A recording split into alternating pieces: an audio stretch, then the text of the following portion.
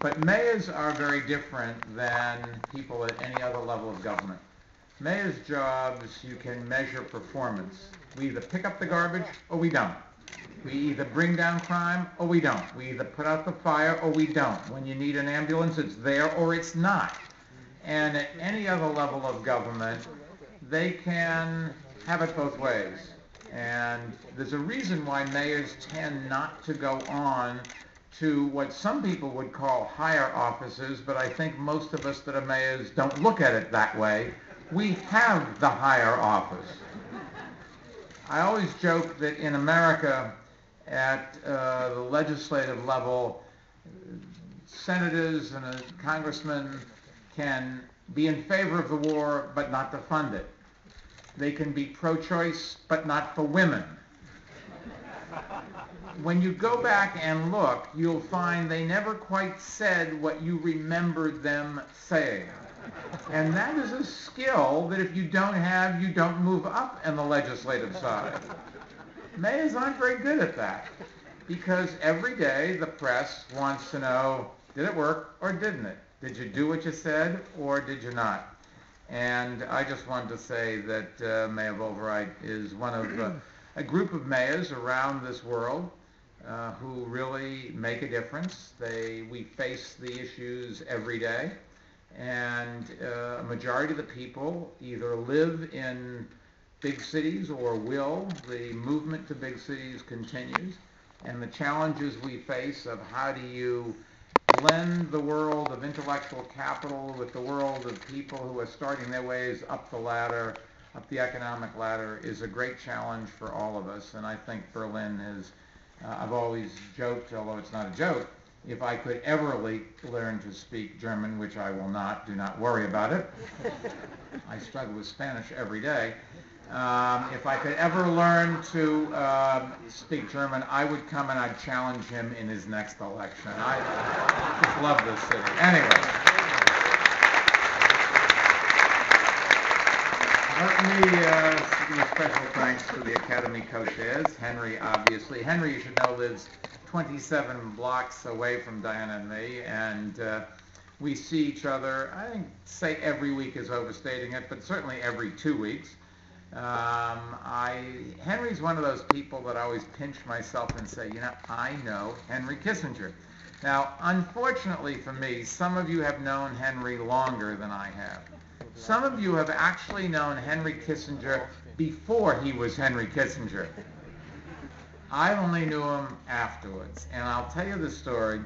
Henry and I went out to something called the Bohemian Grove. It is an all-male camp, sorry ladies, out in California among the redwood trees. And you sit around and everybody is very impressed with themselves. There are an awful lot of speakers. There are no listeners allowed. But a night that I will remember all the rest of my life was a night where about 12:30 after the event, there's a dinner and there's speakers and everybody hobnobbed and whatever. I sat, this is a true story, I sat at a campfire with 3 or 4 bottles of wine, and there were 4 people, myself and Colin Powell, who was not yet Secretary of State, both of us with our mouths wide open, and we said absolutely nothing, and Henry Kissinger and another great American, George Shultz. And Henry and George talked about their experience in government. And they talked about Richard Nixon, who I never met. Richard Nixon was sort of just before my era. I met his daughters, but I didn't meet presidents in those days. And they talked about the impact on the world that they thought Kissinger would have and what Kissinger's relationship was with both of them in terms of letting them do what they want to do and what Nixon's thought processes were. And I always thought, in retrospect, that one of the great losses was neither Colin or I had a tape recorder going, because it probably would have been the greatest history lesson that anybody had ever given. Here were 2 people who really changed the world in a time that was perhaps one of the most difficult in modern memory. And I've just always looked back on that and said, golly gee whiz, you know, I was there.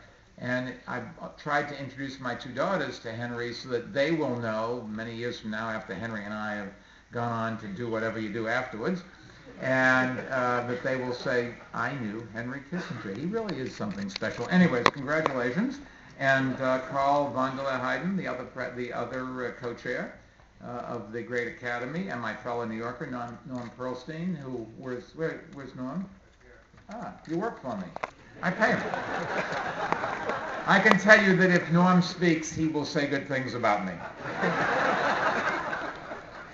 And Stefan von Holzenbrink, and the man who is widely considered the conscience of Germany, the great former German president, mayor of Berlin, who I had the luxury of sitting next to, Richard von Weizsäcker, and congratulations. Henry thinks you are one of the people that's changed this world. You say thank you to him afterwards. But, and I assume it's true. Anyways,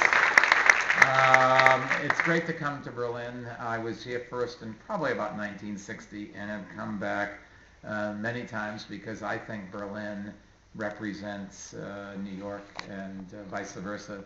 Both cities are cities where intellectual capital is what's valued. And there's an amazing energy here that you can't find anyplace else, an appreciation for art and music and culture, and of course great food, which some we had tonight, so thank you everyone. So that was great. But it makes everybody feel at home. Berlin is one of those cities that people look into. People want to be part of Berlin. People want to be what Berlin represents. And I'm just deeply honored to be here with you tonight and to thank everyone at the Academy, not just for this award, but for your support for such an important institution. I'm told this award is bestowed on someone who has had an important impact on the transatlantic relationship. And when the committee came down to pick who would be the recipient, it was either me or a volcano in Iceland. I think the only reason that I won was my name was marginally easily pronounceable. But if you want to ever give an award for that, Henry would walk away with it every year. It's particularly meaningful to me because I've always thought Henry is one of the world's most influential statesmen. He's a friend, a fellow New Yorker. He is somebody whose wife respects me more than him. I got to tell you the story. Henry ate some bad food or something, so I'm talking to Nancy, and she said, well, he's in a hospital in Seoul. And I said, well, Nancy, right away I'll call my office there, and I'm sure we've probably made donations to the hospital. I'll get you the best doctors. She said, oh, no, that's not a problem. Henry just changed his reservation. He's going to Beijing tomorrow, which he did. Anyways, Henry follows a long tradition of German